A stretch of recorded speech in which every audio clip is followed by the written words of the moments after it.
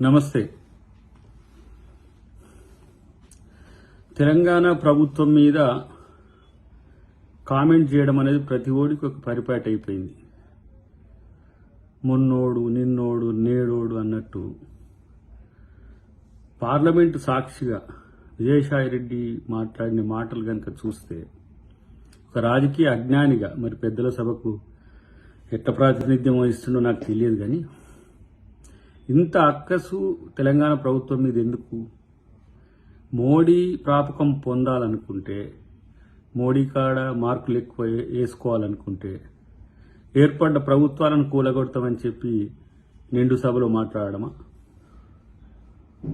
నీకు ఏ రాజకీయ తెలివి ఉందో ఇప్పుడు అర్థమవుతున్నది. Chartered accountant turned political leader, లేకపోతే జగన్కు సలహాదారుగా ఉన్నట్టుగా ఉండి మారిన పొలిటికల్ లీడర్ లెక్క ప్రభుత్వాలు మారవు మిత్రమా.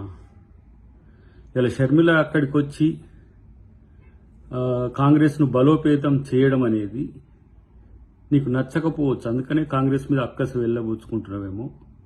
డెఫినెట్గా రేపు ఏ విధంగా రాజకీయంగా మీకు సమాధానం చెప్పాలనో కాంగ్రెస్ పార్టీ చెప్తుంది.